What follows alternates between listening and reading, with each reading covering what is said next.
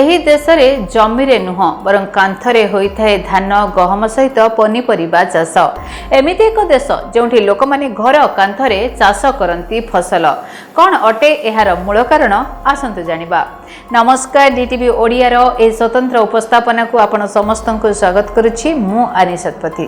ଦର୍ଶକ ବନ୍ଧୁ, ଆଧୁନିକ ଯୁଗରେ ପ୍ରତ୍ୟେକ କ୍ଷେତ୍ରରେ ଟେକ୍ନୋଲୋଜି ବା ପ୍ରଯୁକ୍ତିବିଦ୍ୟା ଯଥେଷ୍ଟ ଅଗ୍ରଗତି କରିଛି।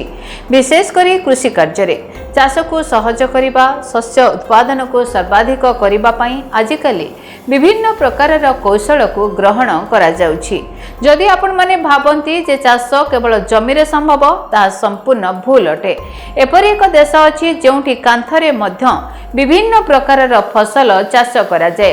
ଏଠାରେ ଧାନ ଏବଂ ଗହମ ସହିତ ପନିପରିବା ମଧ୍ୟ କାନ୍ଥରେ ଚାଷ କରାଯାଏ। ଏହି କୌଶଳ ଧୀରେ ଧୀରେ ସାରା ବିଶ୍ୱରେ ଲୋକପ୍ରିୟ ହେବାରେ ଲାଗିଛି।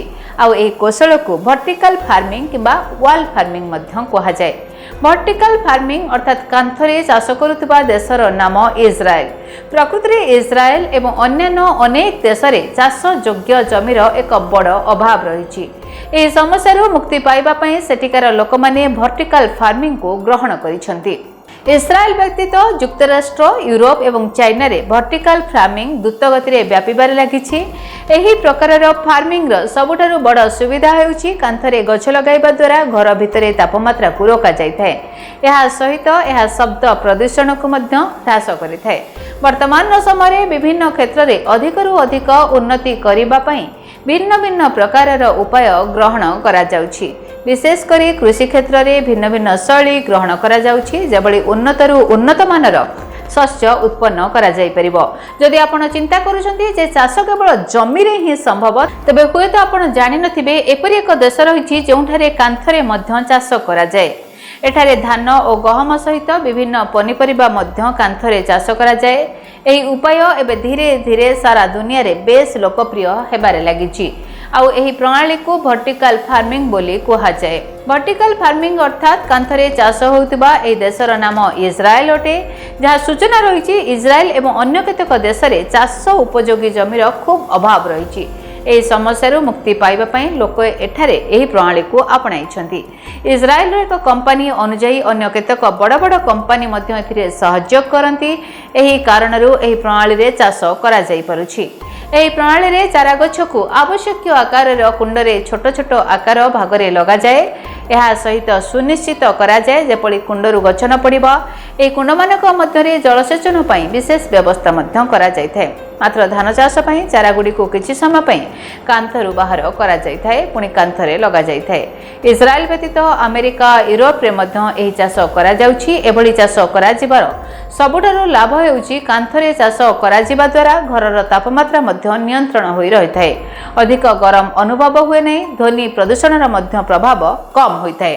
ଭର୍ଟିକାଲ ଫାର୍ମିଂ ଅର୍ଥାତ୍ କାନ୍ଥରେ ଚାଷ କରୁଥିବା ଦେଶ ହେଉଛି ଇସ୍ରାଏଲ। ଇସ୍ରାଏଲ ଓ ଅନ୍ୟ କେତେକ ଦେଶରେ ଚାଷ କ୍ଷେତ୍ରର ଅଭାବ ରହିଛି ଏବଂ ଏହି ସମସ୍ୟାରୁ ମୁକ୍ତି ପାଇବା ପାଇଁ ସେଠିକାର ଲୋକମାନେ ଏହି ଭର୍ଟିକାଲ ଫାର୍ମିଂ ବା କାନ୍ଥରେ ବା ୱାଲ୍ ଫାର୍ମିଂ କରୁଛନ୍ତି।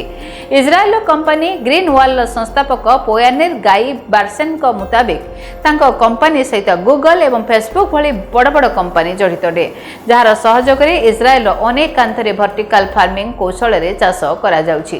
ତେବେ ପ୍ରଶ୍ନ ଉଠୁଛି, କେମିତି ହୁଏ ଏହି ଚାଷ? ଭର୍ଟିକାଲ ଫାର୍ମିଂ ପାଇଁ ଗଛକୁ ଛୋଟ ଛୋଟ କୁଣ୍ଡରେ ୟୁନିଟ୍ ଅନୁଯାୟୀ ଲଗାଯାଏ। ଏହା ଯେପରି କୁଣ୍ଡରୁ ନ ପଡ଼ିଯାଏ ତାହା ମଧ୍ୟ ଧ୍ୟାନ ରଖାଯାଏ। ଏହି କୁଣ୍ଡକୁ ଚାଷ ପାଇଁ ବିଶେଷ ଭାବରେ ପ୍ରସ୍ତୁତ କରାଯାଏ, କିନ୍ତୁ ଶସ୍ୟରୁ ଗଛ ହେବା ପାଇଁ ଏହି ୟୁନିଟ୍କୁ କିଛି ସମୟ ପାଇଁ କାନ୍ଥରୁ କଢ଼ାଯାଇ ତଳେ ରଖାଯାଇଥାଏ। ପରେ ଏହାକୁ କାନ୍ଥରେ ଲଗାଇ ଦିଆଯାଏ। ପରିବେଶ ପାଇଁ ଏହା ଉପଯୁକ୍ତ ଅଟେ। ଇସ୍ରାଏଲ ଛଡ଼ା ଭର୍ଟିକାଲ ଫାର୍ମିଂ ବା କାନ୍ଥରେ ଚାଷ କରିବାର କୌଶଳ ଆମେରିକା, ୟୁରୋପ ଏବଂ ଚୀନରେ ମଧ୍ୟ କରାଯାଉଛି।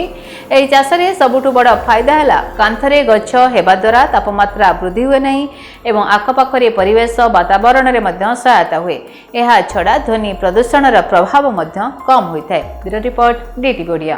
ଯଦି ଆପଣଙ୍କ ଜୀବନରେ ବ୍ୟକ୍ତିଗତ ପାରିବାରିକ ସମସ୍ୟା, କର୍ମକ୍ଷେତ୍ର ନିଯୁକ୍ତି, ବୈବାହିକ ସମସ୍ୟା, ବାସ୍ତୁଦୋଷ ଏବଂ ମାଲି ମକଦ୍ଦମା ଆଦି ସମସ୍ୟା ଥାଏ, ତାହେଲେ ସମସ୍ୟାର ସମାଧାନ ଓ ପରାମର୍ଶ ପାଇଁ ଆମକୁ ଯୋଗାଯୋଗ କରନ୍ତୁ। ଜ୍ୟୋତିର୍ବିଦ doctor Bhabani Shankar Mahapatra, Budheswari colony, plot number 26, Bhubaneswar. Phone number 97768333 9302 9439444924 आमर वेबसाइट www.srijagannathastro.com।